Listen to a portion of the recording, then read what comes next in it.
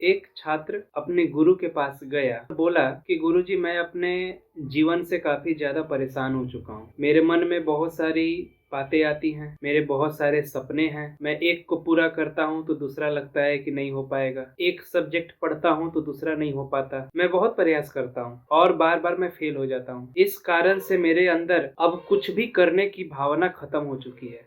मतलब मैं पूरी तरह से अपने जीवन से निराश हो चुका हूँ और मुझे लगता है कि मेरा जो जन्म इस पृथ्वी पे हुआ है वो किसी काम का नहीं है। कृपया मुझे ऐसा मार्ग बताइए कि मुझे इस बेचैनी से मुक्ति मिले, ताकि मैं अपने जीवन में ये पता कर पाऊँ कि आखिर मेरा जन्म किस लिए हुआ है, मैं किस लिए इस पृथ्वी पे आया हूँ। ऐसी क्या मेरे अंदर कला है जिस कला को पूरी दुनिया चाहती है, क्योंकि सब लोग कहते हैं कि परमात्मा ने सबको यूनिक बनाया है। तो मेरे अंदर ऐसा क्या यूनिकनेस है ये आज तक मुझे ही पता नहीं है, और मुझे पता नहीं है तो मैं उसको खोजूं कैसे, मैं अपने सपनों को पूरा करूं कैसे, मैं जो चाहता हूं वो बनूं कैसे। मैं दूसरों की नजरों में तो छोड़ो, खुद की नजर में एक अच्छा इंसान शांति के साथ कैसे अपने जीवन में आगे बढ़ सकता हूँ। मैं अभी बहुत परेशान हूँ और लगता है कि लगभग यही स्थिति आप सभी स्टूडेंट्स की भी होगी जो अलग अलग एग्जाम्स की तैयारी कर रहे हैं या करने वाले हैं। आपके भी लाइफ में यही सारी प्रॉब्लम्स आती हैं। तो पता है उन गुरुजी ने क्या जवाब दिया? उन्होंने कहा कि इस आश्रम में जितनी गाय बंधी हुई है,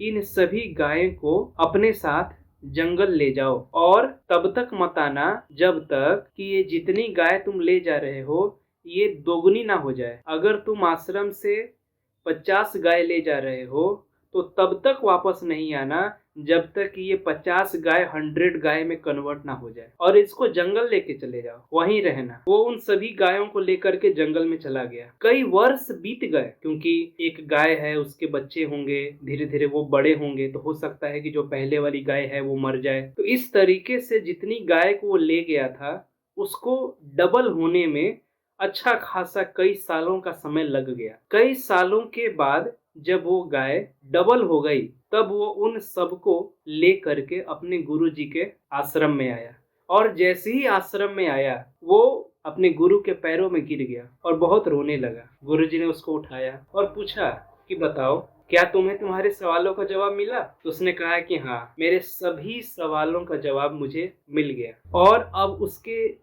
मन में कोई और सवाल जानने की इच्छा नहीं रहेगी। वो इतना ज्यादा भावुक था कि जैसा लग रहा है कि पूरे जीवन का उसको सार मिल गया। क्या करना है, क्या नहीं करना है, कैसे करना है, कैसे नहीं करना है, कब करना है, कब नहीं करना है, सब कुछ उसको पता चल गया। ऐसा लग रहा हो ये सब क्यों हुआ? आप खुद सोचो। इस वीडियो को पॉज कर दो और 1 मिनट सोचो कि आखिर ऐसा क्या उसको वहां पता चला जो वो इतना बदल गया। जंगल में ऐसा क्या हुआ होगा उसके साथ? ये सब कुछ हुआ है मेडिटेशन के कारण। जब वो उन सभी गायों को जंगल में लेकर के गया तो जंगल होता है। जंगल में शहर की तरह भीड़ नहीं होती, दोस्त नहीं होते, इंटरनेट नहीं होता, कोई वहां परेशान करने वाला नहीं होता, एकदम नितांत शांत। और उस शांति में कई सालों तक जब वो रहा, अब वो गाय से तो बात नहीं करेगा ना, हेलो कैसी हो, क्या खा रही हो, और सब बढ़िया, गाय से तो बात नहीं करेगा। तो जानबूझ करके उसको शांत रहना पड़ता होगा। और इसी शांति के कारण धीरे धीरे धीरे धीरे एक समय ऐसा आया कि सिर्फ वो शांत ही रहा, कई सालों तक वो साइलेंट रहा। और जब इतने दिन वो साइलेंट रहा, इसी साइलेंस में उसने ध्यान को प्राप्त किया। जो इंसान मेडिटेशन करता है उसके सभी प्रश्नों का समाधान इसी तरीके से हो जाता है जिस तरीके से इस शिष्य का हुआ। तो आज के इस वीडियो में हम यही समझने वाले हैं कि आखिर ये ध्यान क्या होता है।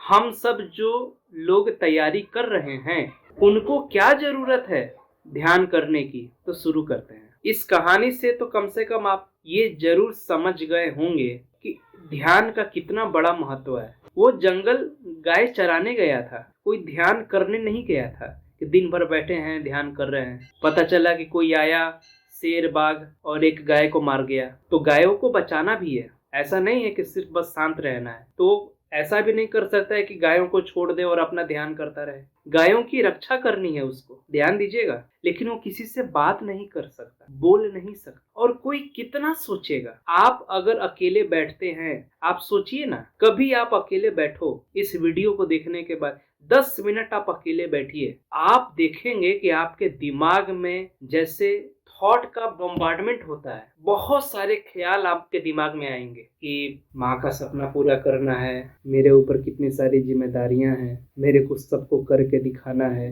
वो फूफा जी कह रहे थे कि ये कुछ नहीं कर पाएगा, इन सबको तो प्रूफ करना है कि नहीं मैं कुछ कर सकता हूँ, मैं कुछ कर सकती हूँ। या और भी बहुत ख्याल आता होगा कि इतना सारा प्रॉब्लम आ रहा है, कैसे तैयारी होगा, मेरा तो कुछ नहीं हो सकता, आई एम द वर्स्ट, बाकी सब एकदम इतने तेज हैं, फटाफट क्वेश्चन आंसर बना रहे हैं। या और भी बहुत सारे ख्याल जो मैं यहाँ नहीं बोल सकता। समझ रहे हैं ना आप लोग। इन सभी ख्यालों से मुक्ति कैसे मिलेगा? आप इस वीडियो को देखने के बाद एक एक्सरसाइज अपने साथ जरूर करिए, साइलेंस रहने का। जब भी आपको मौका मिले, हम क्या करते हैं, मोबाइल चलाने लगते हैं। आज के दौर में सबसे ज्यादा दिक्कत वाली बात यही है कि जब भी हम थोड़ा शांत होने का मौका मिलता है तो हम तुरंत मोबाइल उठा लेते हैं। और मोबाइल पे बहुत सारे ऐप हैं, एक ऐप खत्म करो तो दूसरा ऐप चालू है, और यहाँ तो एक ही ऐप में आदमी उलझा रहता है दिन भर। अगर आपका फोकस, आपका थॉट इन्हीं सब चीजों के पीछे दौड़ता रहेगा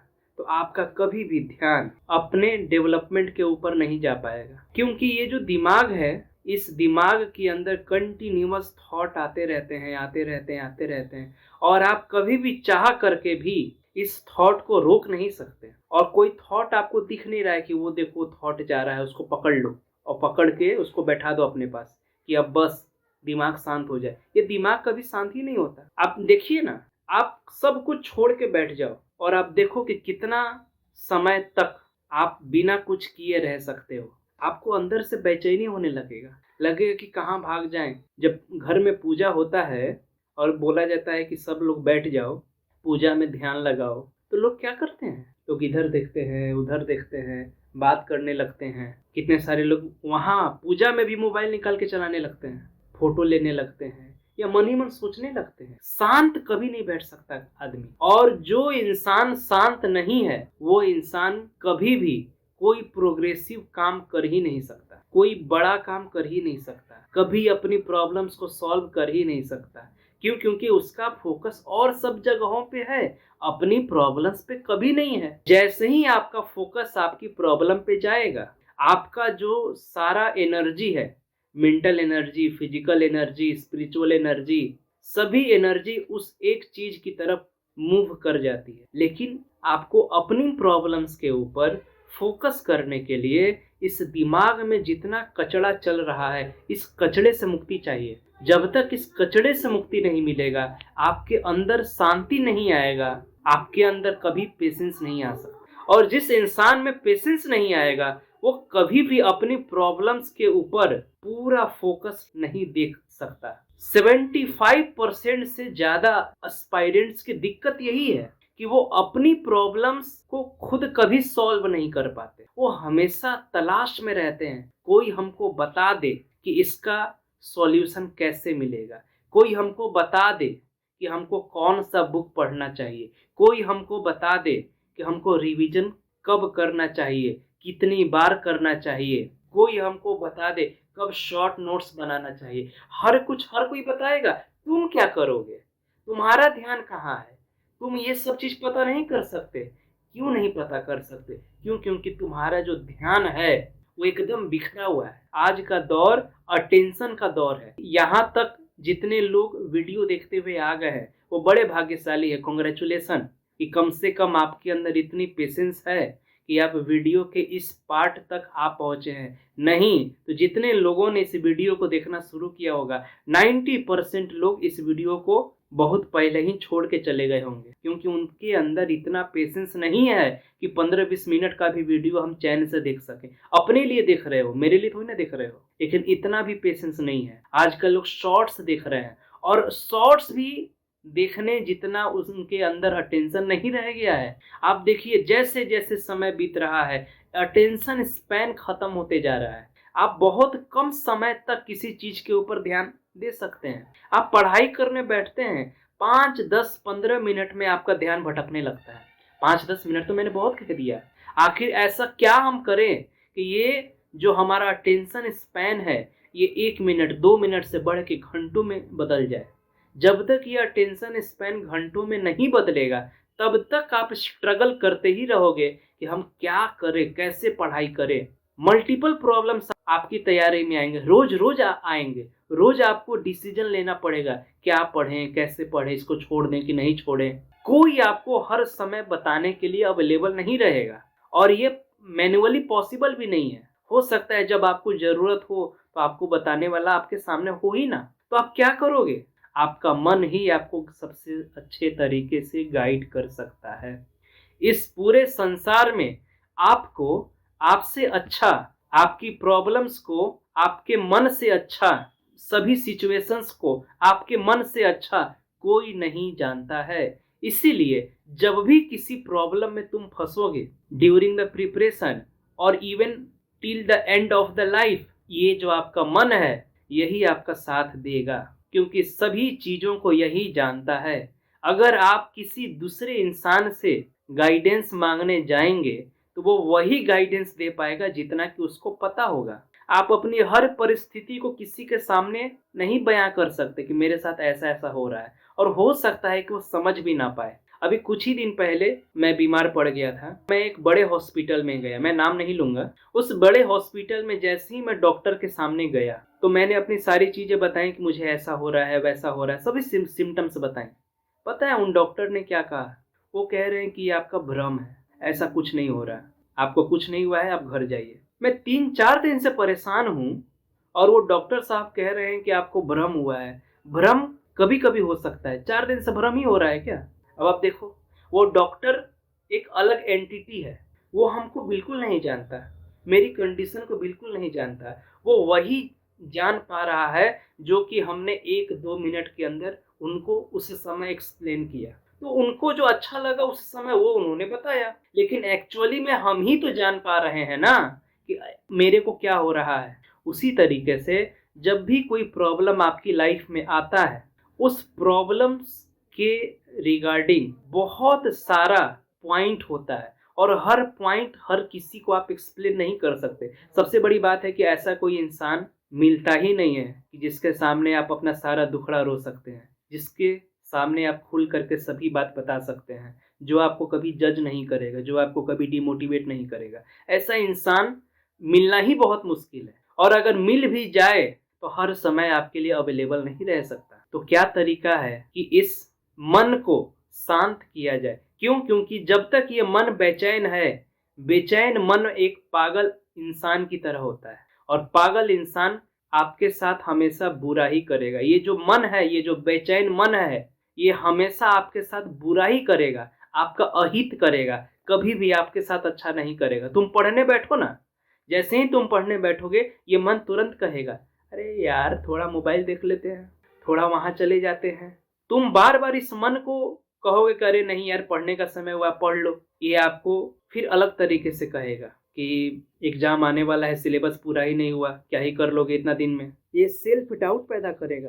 तुमको लगता है कि तुम्हारा कभी निकल सकता है? तुम्हारे पूरा खानदान में कभी कोई कुछ किया है कि तुम कर लोगे? मतलब हर तरीके से आपका मन आपको पढ़ाई से विचलित करने का भरसक प्रयास करेगा। अभी पढ़ के क्या हो जाएगा, न्यू ईयर आ रहा है, नया रेजोल्यूशन लेंगे, नए तरीके से तैयारी करेंगे, नया स्ट्रेटजी बनाएंगे। और कितने सारे लोग सालों भर स्ट्रेटजी बनाते रह जाते हैं, पढ़ाई नहीं करते हैं। तो किसी भी तरीके से करके आपको पढ़ाई से ध्यान भटकाना है। ये सब काम कौन करता है? आपका मन। ये मन जब तक आपके खुद के कंट्रोल में नहीं आएगा तब तक आप परेशान रहोगे। मुझे पता है बहुत सारे स्टूडेंट, लगभग सभी एस्पायरेंट पढ़ना जरूर चाहते हैं, पढ़ नहीं पाते हैं। क्यों? क्योंकि उनका मन उनके कब्जे में नहीं है, उनका मन उनकी नहीं सुनता। जब तुम्हारा मन ही तुम्हारी नहीं सुन रहा, पूरी दुनिया तुम्हारी कहाँ से सुनेगी? इसी सभी चीज के लिए हमको मेडिटेशन करने की जरूरत है। जब हम मेडिटेशन करते हैं तब ये जो मन है, ये मन कमजोर होने लगता है। मतलब ये मन हमारे कब्जे में आने लगता है। और जब हम मेडिटेशन करते हैं तब इस मन को हम समझ पाते हैं कि हमारा मन कैसे काम करता है। मान लेते हैं कि आपके घर में ही कोई एक ऐसा इंसान है जो आपके घर में चोरी कर रहा हो, और आप मान बैठे हैं कि नहीं नहीं, ये कभी चोरी कर नहीं सकता, और आए दिन आपके घर में चोरी हो रहा है। लेकिन जिस दिन आपने उस इंसान को चोरी करते हुए पकड़ लिया, उस दिन के बाद वो इंसान कभी भी चोरी नहीं कर पाएगा। यही हाल आपके माइंड के साथ है। आपका माइंड आपके साथ हजार प्रकार के खेल खेलता है, आपके साथ धोखेबाजी करता है, आपके साथ चोरी करता है, आपको नीचा दिखाता है, क्योंकि इस मन को कभी तुम पकड़ते नहीं हो। इस मन पे तुम बार बार विश्वास करते हो कि सब गलत हो सकता है, मेरा मन कभी गलत नहीं हो सकता। जिस दिन तुमने इस मन पे संदेह करना स्टार्ट कर दिया कि ये मन ही दुष्ट है, सभी प्रॉब्लम्स का कारण यही है, उस दिन ये मन धीरे धीरे आपके कब्जे में आने लगेगा। लेकिन ये कैसे पकड़ में आएगा? ध्यान से पकड़ में आएगा।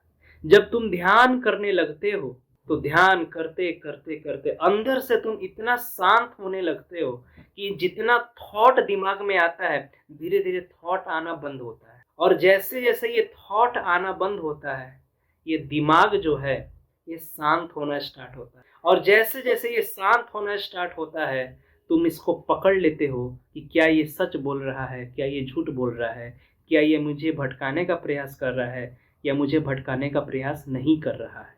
लेकिन इस स्टेज पे पहुंचने में धीरे धीरे धीरे धीरे समय लगता है। ऐसा नहीं है कि आज आप ध्यान करना शुरू करो और 4 दिन के बाद एकदम आप बुद्ध बन जाओ। बुद्ध नहीं बन सकते।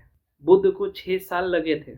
6 साल वो जंगल में भटकते रह गए, तब जाकर के उन्होंने परम ज्ञान की प्राप्ति की। परम ज्ञान का मतलब जिसने अपने मन के ऊपर 100% काबू कर लिया हो, वो परम ज्ञान प्राप्त कर लिया। 100% की जरूरत नहीं है। मैं कहता हूँ आप अपने मन पे 1% काबू पा लो, बस 1%। 1% काफी है, बाकी 99% की जरूरत नहीं है। आप और सब जैसे हैबिट डालते हो वैसे ही मेडिटेशन करने का हैबिट डालो। हर दिन प्रयास करो कि थोड़ा समय आप अपने माइंड पे जरूर दो, मेडिटेशन पे जरूर दो, क्योंकि ये जो समय आप दे रहे हैं ये आपको लाइफ लॉन्ग जितना फायदा देगा उतना फायदा आपको कभी नहीं मिलने वाला। तो सवाल ये है अब कि सर मेडिटेशन कैसे करें? बहुत तरीके हैं मेडिटेशन करने के।